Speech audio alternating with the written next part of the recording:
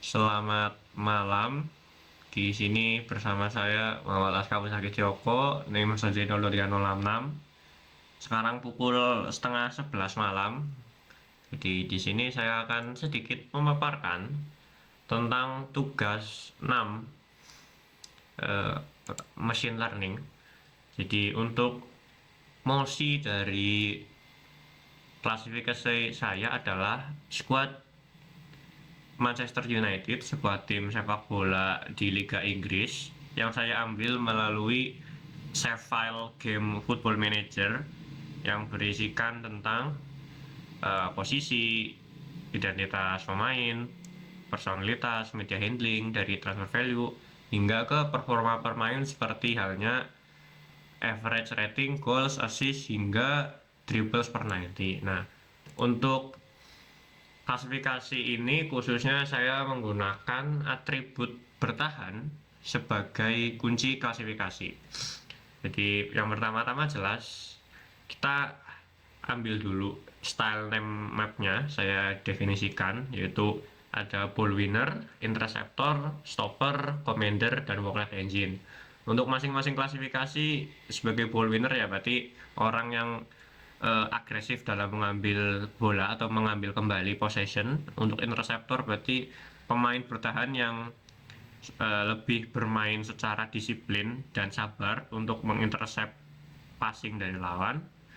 Kebalikannya adalah stopper, yaitu yang mengejar bola. Jadi untuk stopper dengan ball winner sendiri agak sedikit mirip, cuman secara archetype memang berbeda. Lalu ada aerial commander, berarti yang memiliki ketangguhan pada sisi duel udara. Lalu yang terakhir adalah workload engine, yaitu yang melakukan lari-lari nggak berhenti. Pertama kita load dataset. Dari datasetnya berbentuk CSV ya ini. Kurang lebih ada 26 kolom, inklusif header. Untuk fiturnya sendiri ada 43. Nah, ini sebenarnya sudah sebelum dimasukkan ke dalam Python, sebenarnya sudah saya cleaning menggunakan Microsoft Power BI dan Excel agar tercipta data tanpa duplikasi, tanpa bernilai nol, seperti halnya di bagian save rate. Kan biasanya pemain outfield atau pemain yang selain kiper kan nggak ada save rate atau penalty save ratio ya. Nah itu sudah saya bersihkan.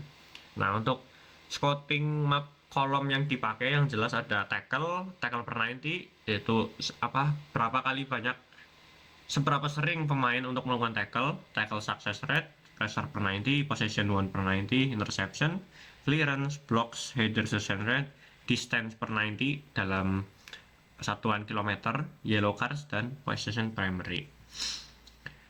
Setelah diambil di header, ada contohnya di sini. Manuel Ugarte, position primary midfielder, posisinya adalah center, position groupnya midfielder, berumur 26, height 182, weight 77, nationality Uruguay, memiliki performa possession 1 per 90 itu 11,58. Jadi kurang lebih berarti Manuel Ugarte melakukan 12 kali perebutan bola setiap 90 menit pertandingan.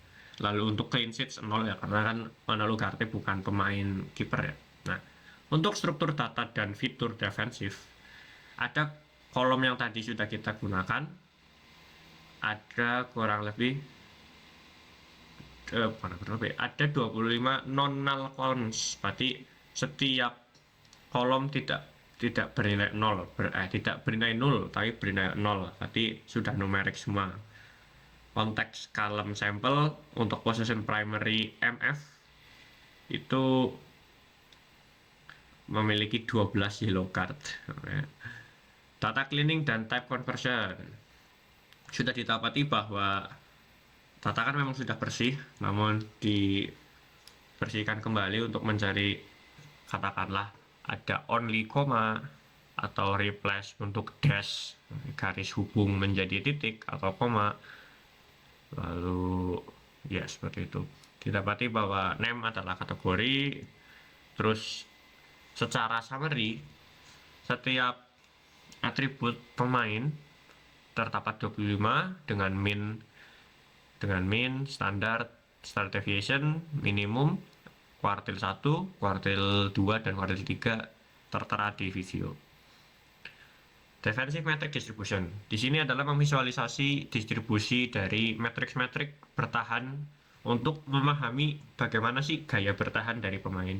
Ini sudah ada visualisasi dari beberapa atribut performa pemain. Yang pertama tackle, ada pencilan, ada yang 0, itu ada 2. Tentu saja karena kiper kan tidak melakukan tackles ya, jadinya ini ada 2 0 tackles per 90 adalah kiper, dengan rata-rata berada di 2,5 hingga 3. Lalu pencilan teratas ada 4, ini biasanya adalah midfielder defensif.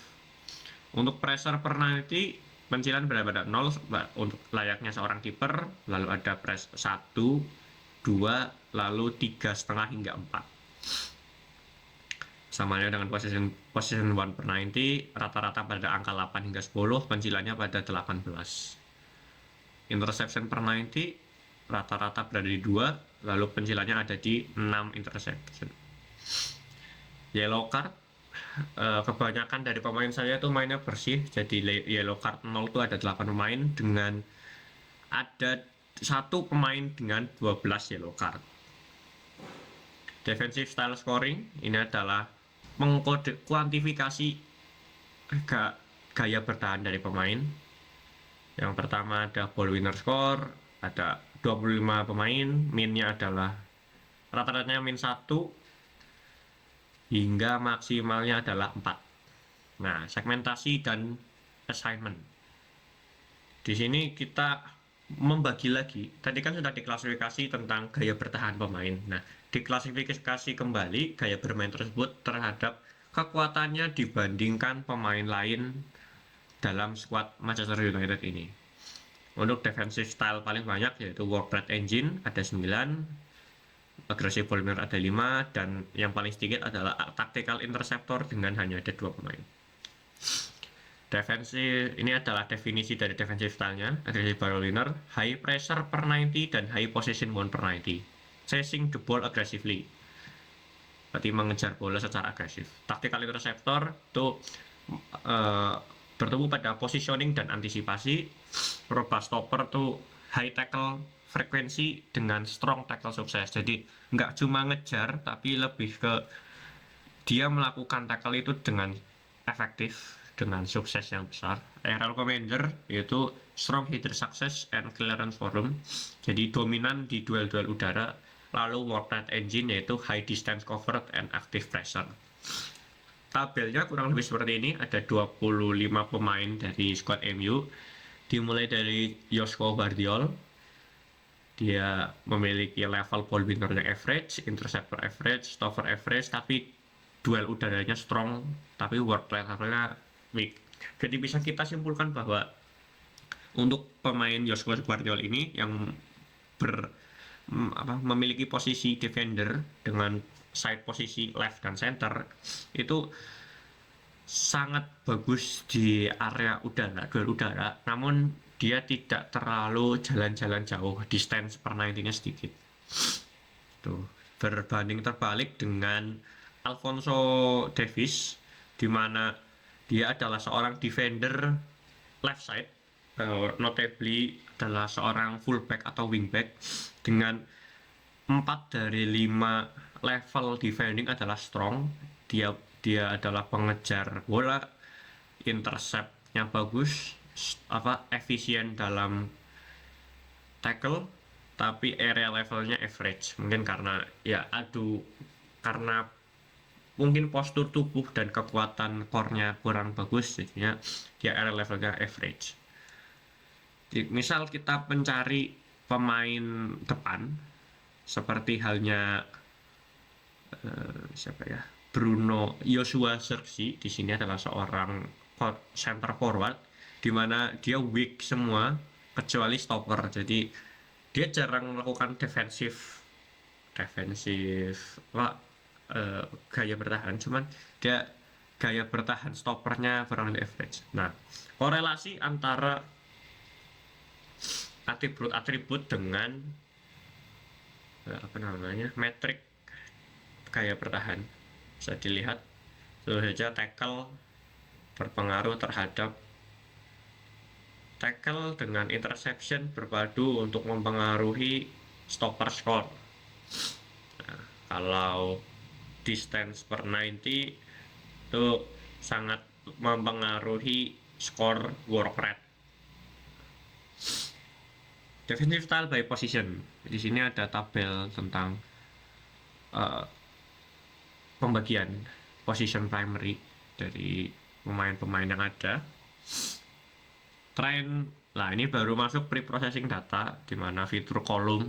Jadi tadi itu kita baru membahas tentang exploratory data analysis, sekarang baru masuk ke pre-processing. Ada fitur kolom yang sudah saya jelaskan tadi, ada tackle hingga yellow cards. Trend test split karena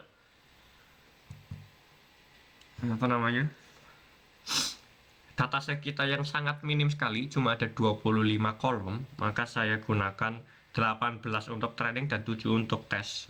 Perbandingannya 0,75-25%. Model 1 Random Forest Classifier memiliki training akurasi 1%, tapi random forest testing akurasinya 0,4286. Untuk gradient boosting seperti halnya dengan random forest menghasilkan nilai yang sangat kecil dengan testing akurasi 0,3. K-fold cross validation 5 juga tidak membantu dengan menambah min akurasi dari random forest dan gradient boosting. Kenapa testing akurasi dari random forest dan gradient boosting ini sangat kecil, di bawah 50%? Tentu saja ini terjadi karena overfitting data dari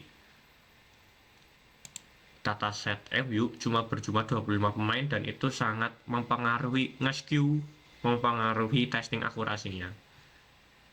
Sebenarnya saya sudah membuat kembali satu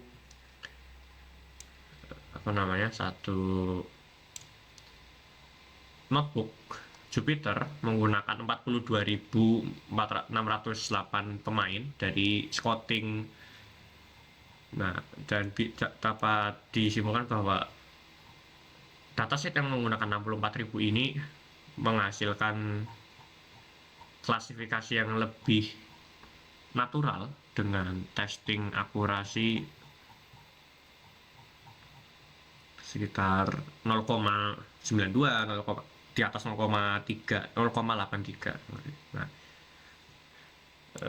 hal ini menunjukkan bahwa ya meskipun correlation tidak selalu causation, tapi memang di sini adalah kausalitas dari sedikitnya dataset squad MU ini yang hanya berjumlah 25 mengakibatkan akurasi tes sangat-sangat kecil, yaitu di bawah 50%,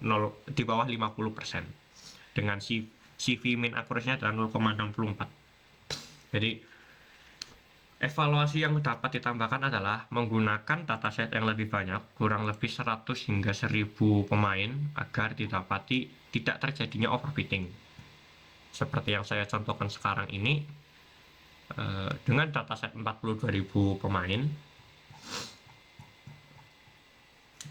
model dapat membaca dengan tes akurasi yang lebih bagus, sangat-sangat lebih bagus, di angka 0,9 hingga 0,97, menandakan bahwa naiknya 50% akurasi itu sangat-sangat terasa karena banyaknya dataset yang diberikan. Jadi kesimpulan yang dapat diambil adalah, pertama, tambahkan dataset agar tidak terjadi overfitting. Lalu yang kedua adalah banyak insight yang dapat diambil, seperti pemain yang memiliki work rate distance per 90 sangat mempengaruhi work rate score, lalu pressure per 90 juga mempengaruhi work rate score, dan bisa dilihat di matrix correlation ini. Mungkin dari saya cukup itu saja.